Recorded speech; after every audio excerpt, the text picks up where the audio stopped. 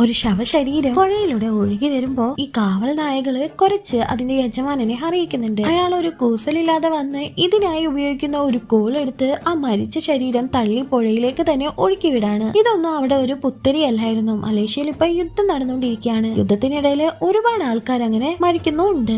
പക്ഷെ ആ രാജ്യം മുഴുവൻ സേഫ് അല്ലാന്നുണ്ടെങ്കിലും ഇവരുടെ വീട് ഏറ്റവും വലിയ സേഫ് ആയിട്ടുള്ള ഒരു പ്ലേസ് ആണ്. കാരണം ഇവർക്ക് കാവലിനായിട്ട് ഒരുപാട് നായകളാണ്. മിക്ക സമയങ്ങളിലും അയാളുടെ ഭാര്യ വീട്ടിൽ ഒറ്റക്കായിരുന്നു. പക്ഷെ ആ ഭാര്യക്ക് സഹായമായി കാട്ടിൽ പോയി ഫ്രൂട്ട്സ് എല്ലാം കൊണ്ടുവരാനും മീൻ പിടിക്കാൻ പോകാനും ഒരാളെ അടുപ്പിക്കാതിരിക്കാനും ആയിട്ട് കുറെ കാവൽ നായകളുണ്ട്. പക്ഷെ ഒരു ദിവസം എന്റെ ഭർത്താവ് മരിച്ച മരണ വാർത്ത അറിയിക്കാനായി ഭർത്താവിന്റെ കൂട്ടുകാരെ വീട്ടിലേക്ക് വരുന്നുണ്ടെങ്കിലും അന്ന് ആ പട്ടികള് വ്യത്യസ്തമായാണ് പെരുമാറുന്നത്. ആ ഒരു കൂട്ടുകാരെ പട്ടികൾ അകത്തേക്ക് കയറ്റി വിടുന്നേ ഇല്ല. ഇപ്പൊ അയാളുടെ ഭാര്യ മാത്രമാണ് അകത്തുള്ളത്. അവളെ പുറത്തേക്ക് ഇറക്കുന്നുമില്ല. എന്തുകൊണ്ടായിരിക്കും പെട്ടെന്ന് ഈ പട്ടികളുടെ സ്വഭാവം ഇങ്ങനെ മാറിയത്? ഇതിന്റെ പിന്നിൽ ഒരു രഹസ്യമുണ്ട്.